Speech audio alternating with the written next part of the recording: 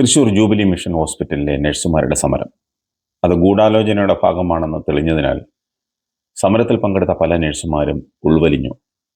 പലരും പിന്മാറിയ പലരെയും ഭീഷണിപ്പെടുത്തിയാണ് ഇപ്പോൾ സമരത്തിൽ പങ്കെടുപ്പിക്കുന്നത്. ഒരുതരം ഗുണ്ടായിസം. കഴിച്ചിട്ടിറക്കാനും വയ്യ, മതിരിച്ചിട്ട് തുപ്പാനും വയ്യാത്ത അവസ്ഥയായെന്നാണ് പല നഴ്സുമാരും പങ്കുവയ്ക്കുന്നത്. എൻ്റെ അഭിപ്രായത്തിൽ ഈ സമരക്കാരെ എത്രയും വേഗം നോട്ടീസ് നൽകി പിരിച്ചുവിടണം. ഇവർ ഒരു കാരണവശാലും മാപ്പ് അറിയിക്കുന്നില്ല. കത്തോലിക്ക വിശ്വാസത്തിൻ്റെ അടിസ്ഥാന മിഷനുകളിൽ പ്രധാനമാണ് ആതുര സേവനം.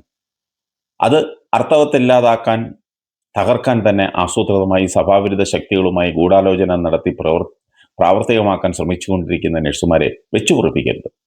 കേവലം ഒരു തൊഴിൽ സമരം മാത്രമായി പര്യവസാനിപ്പിക്കേണ്ടിയിരുന്ന ഒരു സാധാരണ സംഭവത്തെ തൃശ്ശൂർ അതിരൂപതയെ തകർക്കാൻ ആയുധമാക്കി. എറണാകുളം സഭാവിമതരെ തൃശ്ശൂരിൽ കൊണ്ടിറക്കി അതിരൂപതയെ വെല്ലുവിളിപ്പിച്ചു. തൊഴിൽ സമരത്തിൽ ഈ സഭാ പ്രശ്നം പ്രയോഗിച്ചതെന്തിന്? വിമതർ തീവ്രവാദി കേന്ദ്രങ്ങളിൽ നിന്നും നിയന്ത്രിക്കപ്പെടുന്നുവെന്നത് പരസ്യമായ രഹസ്യമാണ്. അതുവഴി കത്തോലിക്ക തിരുസഭയ്ക്കെതിരെ ആക്രമണം നടത്തുന്നു. സഭയുടെ ഭരണ ആത്മീയ കേന്ദ്രങ്ങൾക്ക് മുന്നിൽ സകലവിധ അരാജകത്വവാദികൾ, വർഗീയ രാഷ്ട്രീയക്കാർ, നിരീശ്വരവാദികൾ, സ്വതന്ത്രവാദികൾ തുടങ്ങിയ നശീകരണ ശക്തികളെ കൊണ്ടുവന്ന് വസ്തുതകളെ വക്രീകരിച്ചു സഭയെയും സഭാപിതാക്കന്മാരെയും അവഹേളിക്കുന്നു.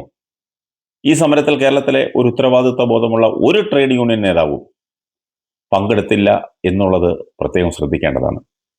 ഇരവാദം പോലുള്ള സെന്റിമെന്റ്സ് ഇറക്കി ആസൂത്രിതമായി സഭാ നേതൃത്വ വിരുദ്ധതയുടെ വിഷം കുത്തിവെച്ച് സഭയിൽ ചേരിതിരിവുണ്ടാക്കി സഭയിൽ ഭിന്നിപ്പിന് ശ്രമിക്കുന്നു. ഇപ്പോഴും അതിൻ്റെ പുതിയ സാധ്യത തേടിക്കൊണ്ടിരിക്കുന്നു. സഭയെയും സഭാപിതാക്കന്മാരെയും അവഹേളിച്ചാൽ എളുപ്പത്തിൽ പുരോഗമനവാദി പട്ടം കിട്ടുമെന്ന മിഥ്യാധാരണയുള്ള ആളുകളെ, പ്രത്യേകിച്ച് യുവജനങ്ങളെ സ്വാധീനിച്ച് ഒരു വെറുപ്പിൻ്റെ മാസ് ഹിസ്റ്റീരിയ തന്നെ സൃഷ്ടിക്കാൻ ശ്രമിക്കുന്നു. എന്തിനു വേണ്ടി? ഇവിടെയും തൊഴിൽ സമരത്തിൻ്റെ പേരിൽ ക്രിസ്ത്യൻ സമര വനിതകൾ പരസ്യമായി സ്വന്തം വിശ്വാസത്തെ പരപ്രേരണയാൽ മാധ്യമങ്ങൾക്ക് മുന്നിൽ തള്ളിപ്പറയുന്നു. ഒരു ഹമാസ് മോഡൽ ആസൂത്രണമാണ് സമര സംഘാടകരിൽ കാണുന്നത്.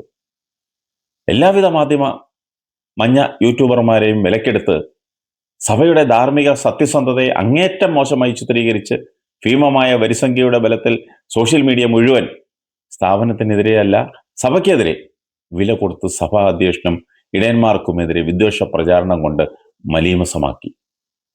സംഘടനയുടെ ഹുങ്ക് നിലനിർത്താൻ ക്രൈസ്തവ മഹാസ്ഥാപനങ്ങളായ ജൂബിലി മിഷൻ ആശുപത്രിയും അമല ആശുപത്രിയും ഒക്കെ തങ്ങളുടെ വരുതിയിൽ വരുത്തണം എന്ന ദുഷ്ടലാക്ക് പല ലക്ഷ്യങ്ങളോടെ സമര നേതൃത്വം പ്രയോഗിക്കുന്നു.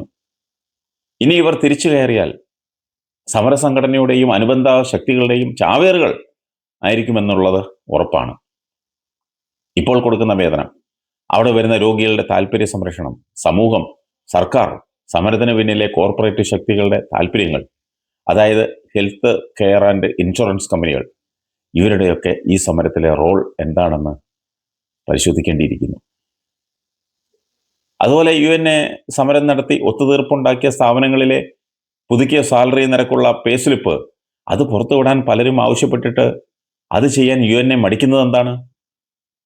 എന്തിനാണ് അതിന് തുനിയാത്തത്? അതിൻ്റെ അർത്ഥം അമല ജൂബിലിയിൽ തന്നെയാണ് നിലവിൽ സാലറി കൂടുതൽ ഉള്ളതെന്ന് വ്യക്തമല്ലേ? 20,000-ൽ താഴെ ശമ്പളം ലഭിക്കുന്ന ഭൂരിപക്ഷം ആശുപത്രിയിലും ജോലി ചെയ്യുന്ന പാവപ്പെട്ട നഴ്സുമാരോട് എന്തേ ഈ നീതി കാണിക്കാത്തത്? അവർക്ക് ശമ്പളം കൂടുതൽ വാങ്ങിക്കൊടുക്കണം.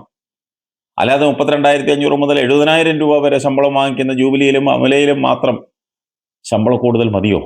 അവിടെ ജോലി ചെയ്യുന്നവർക്ക് മാത്രം. ഇതാണ് അനീതി സമരം. നീതിപൂർവം നേടിയ ചെറിയ ആദായമാണ് അനീതി വഴി നേടിയ വലിയ ആദായത്തേക്കാൾ വിശിഷ്ടം. കാസർഗോഡ് മുതൽ തൃശ്ശൂർ വരെയുള്ള സാധാരണക്കാർക്ക് ചുരുങ്ങിയ ചെലവിൽ നല്ല ചികിത്സ ലഭ്യമാക്കുന്ന ക്രൈസ്തവ സ്ഥാപനങ്ങളെ തകർക്കാൻ അനീതി നിറഞ്ഞ സമരത്തിന് പിന്നിൽ തിന്മയുടെ ശക്തികൾ തന്നെയാണ് പ്രവർത്തിക്കുന്നത്. ഇത്തരം ചെന്നായ്ക്കളെ തൃശ്ശൂരിലെ ജനങ്ങൾ ഒറ്റക്കെട്ടായി നിന്ന് തോൽപ്പിക്കണം. തൃശ്ശൂർ അതിരൂപത ആർച്ച് ബിഷപ്പിനെ വ്യക്തിഹത്യ ചെയ്യാൻ വേണ്ടിയാണ് ചില തീവ്രവാദി ഗ്രൂപ്പുകൾ ഈ സമരം നടത്തുന്നതെന്നാണ് പല നഴ്സുമാർ തന്നെ പങ്കുവയ്ക്കുന്നത്. യഥാർത്ഥത്തിൽ സമരം ഇതിനോടകം തോറ്റു തുന്നം പാടിക്കഴിഞ്ഞു. 40,000-ന് പകരം ഇപ്പോൾ വെറും 4,000 ഇടക്കാലാശ്വാസം കിട്ടിയാൽ മതിയെന്ന് വരെയായി സമരക്കാരുടെ ആവശ്യം. അതിൽ നിന്ന് മനസ്സിലാക്കാം പൊളിഞ്ഞു പാളീസായെന്ന്.